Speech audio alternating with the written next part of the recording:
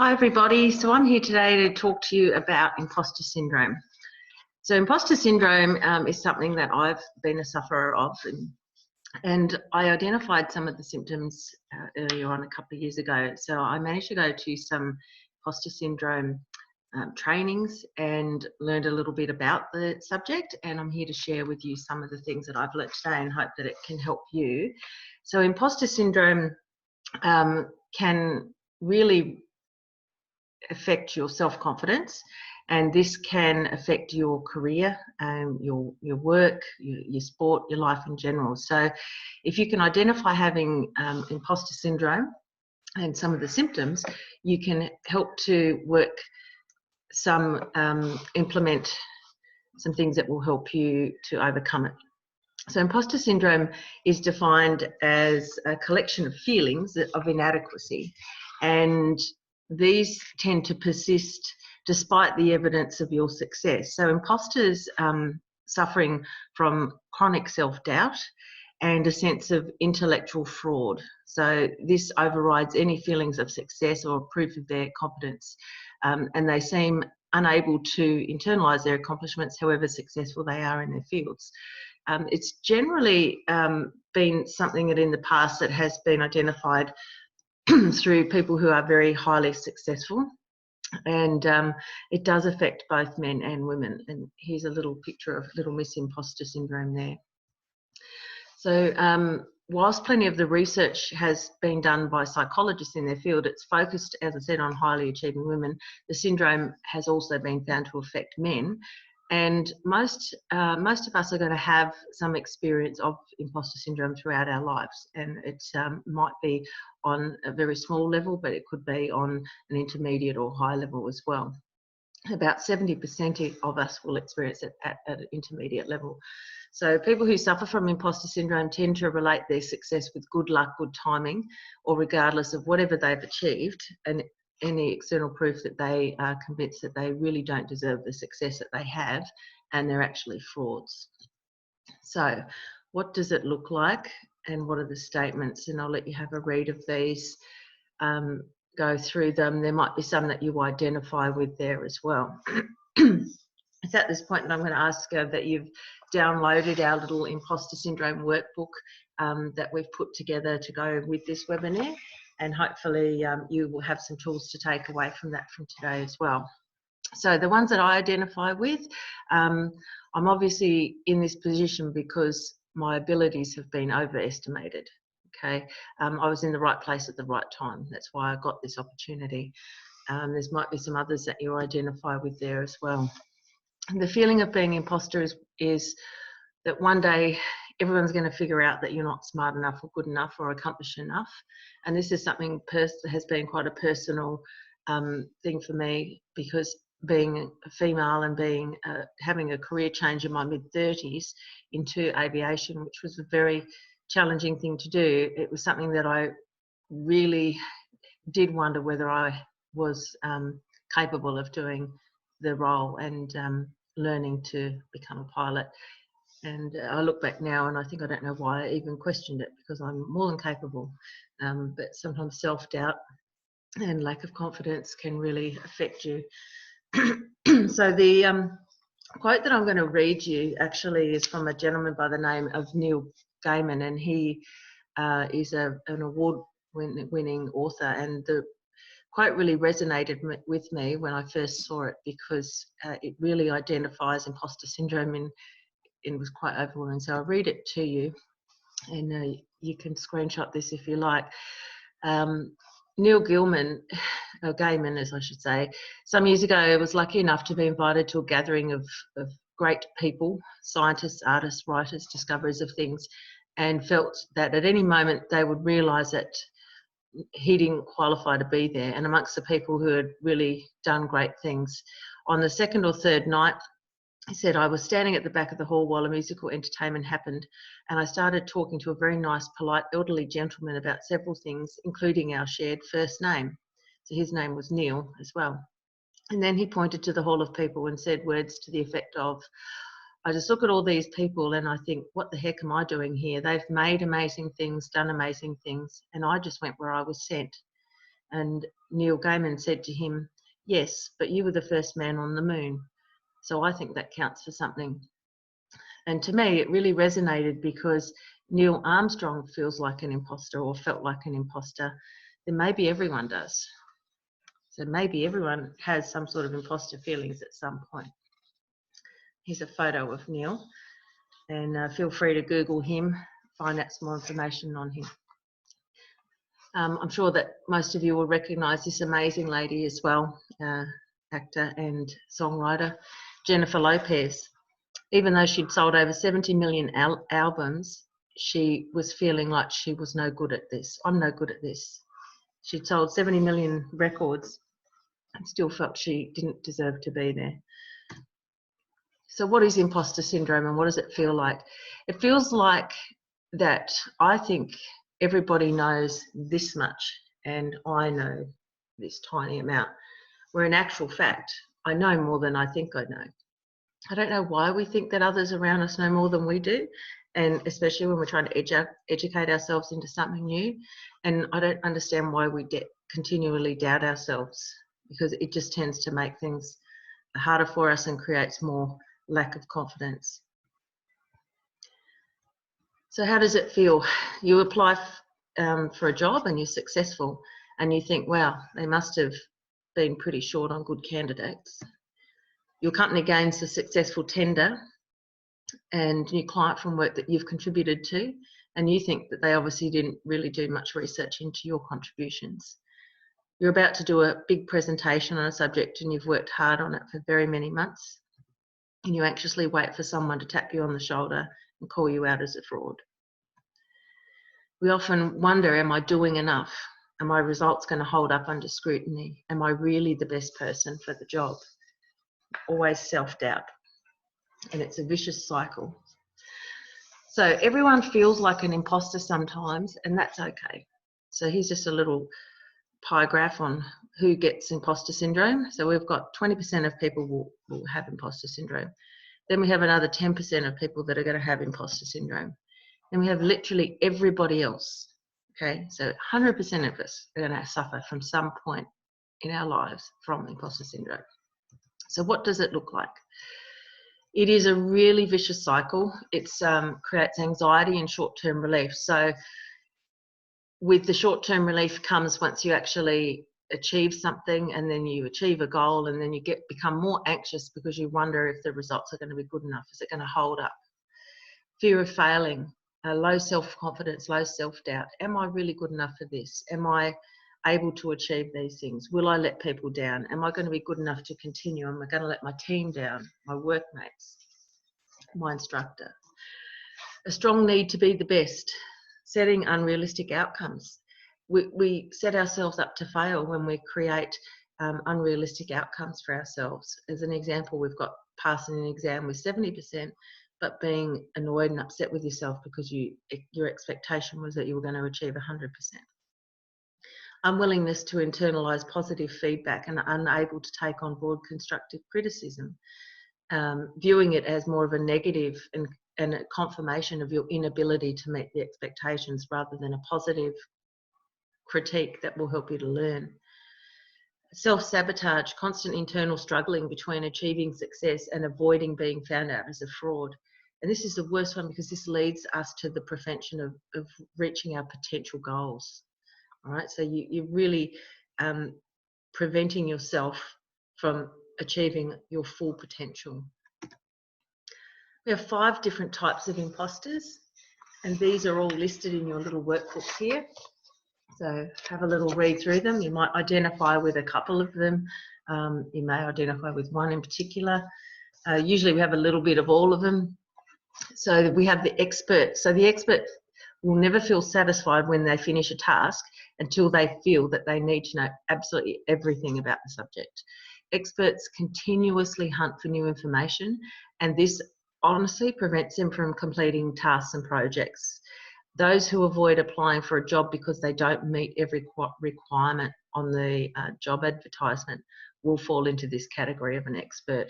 And often you'll find there'll be many of us, that mainly women, that will do that, won't apply for a job because they may not have one thing on the list. Perfectionists, people who aim for perfection, they often experience high levels of anxiety, doubt, and worry, especially when they fail to achieve the extreme goals that they've set themselves. Perfectionists are usually very dissatisfied with their work, and they tend to focus on areas where they could have done better rather than celebrate the things that they've done really well. And we have the natural genius. Natural geniuses are usually typically master a skill really easily, and they feel often ashamed and weak when they cannot master something first up. People who fall into this category fail to recognise that nearly everybody needs to build upon their skills through life to succeed, and often we learn through failure. The soloist may also be known as a rugged individualist. They prefer to work alone, and they tend to believe that asking for help will reveal that they are incompetent. The soloist will always turn down help, usually, so they can prove their worth as an individual. They'll never effectively delegate for the fear of the task not being completed to their standard. And a soloist will often take on additional tasks to prove to others that they are capable, yet will not be able to task manage effectively because they'll be in absolute work overload. Then we have the superhero. Superhero excels in all areas, but mainly because they just push themselves so hard. Many of them are workaholics, and these can be classed as superheroes. This is an overload of work and will eventually result in burnout, which will affect mental and physical health and general well-being, but also your relationship with those around you. So, are you an imposterist? Do you tend to chalk up your accomplishments to being a fluke, no big deal, or the fact that people just like you? Do you hate making mistakes, being less than fully prepared, and not doing things perfectly? Do you worry that others will find out you're not as capable as they think you are? And when you do succeed, do you think, "Ooh, I feel fooled them this time, but next time I might not be so lucky"? Do you attribute your success to luck and timing rather than your own skills? Do you tend to feel crushed by even constructive criticism, seeing it as evidence of your failure rather than critiquing you and helping you to learn? Or do you believe that other people are smarter and more capable than you? Do you often shy away from challenges because you have self-doubt?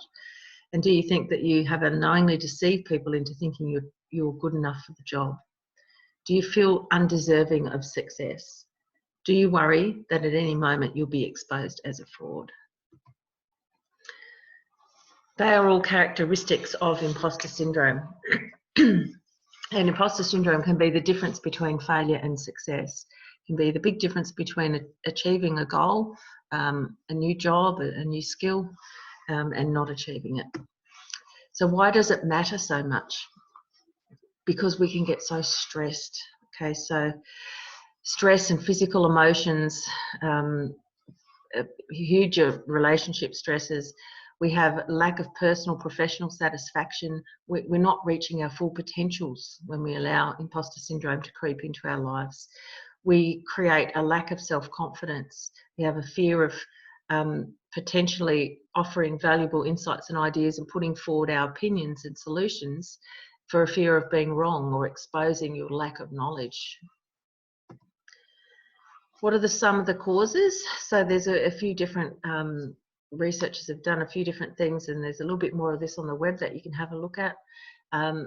Go back to early family influences. So when you were younger, if there were a lot of messages about success and failure around you as a child from your family and your peers. If you're successful, if you're a doctor or a teacher or a lawyer, or if you've been to university, got a degree, if you grew up with a gifted sibling, that can create imposter syndrome characteristics, or being labelled as the gifted one or the smartest child. If you're the first in your family to achieve in your field, first to go to university, first to go into a field not held by a previous family member, and pressures to represent your group. So this could be limited by diversity, gender and culture. If you're in an unsupportive organisational culture, this too can also cause imposter syndrome. This is, basically created through hostility within the work or study environment, or by heavy competition in the workplace or study environment. So the imposter syndrome or phenomenon is it was created, well, researched by a lady called Dr. Pauline Rose Clance, and she developed an IP test to support her theory surrounding the imposter phenomenon or imposter syndrome.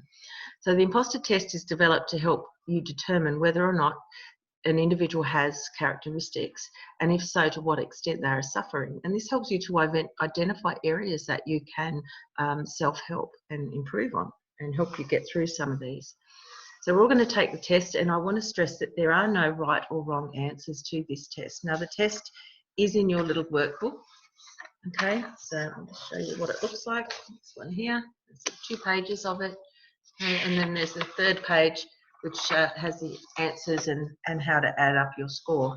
So for each question, you just circle the number that best indicates how true or false the statement is for you. Now, don't think about it too long. Just give the first response that comes into your head, rather than dwelling onto each question for too long.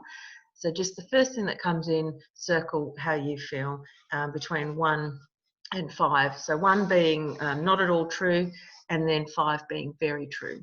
So after we take the test, we're going to add together all of the numbers of the responses to each statement. And then the back page will give you where you fall into the categories of imposter syndrome there. Okay, so, and you'll be going on your total score. So what I'll get you to do now is to pause the video and take the test. It shouldn't take you too long to do, probably 10 or 15 minutes. And as I said, don't focus too heavily on it, and then you can add up your score at the end.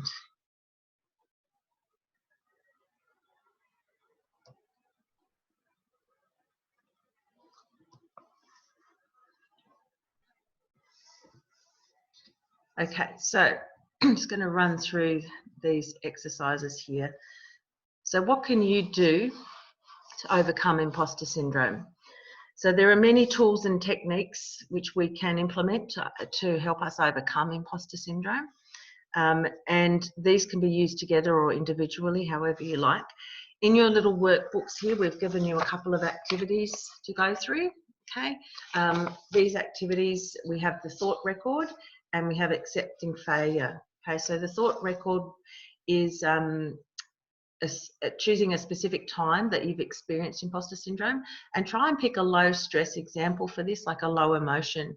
As I've said in the documentation here, I'm not a psychologist, so I do recommend that if you're struggling with imposter syndrome, that you should consider doing these activities with a support network or trained professional, or your mentor even, because these activities can cause strong emotions. So consider that before you do go through and do these activities.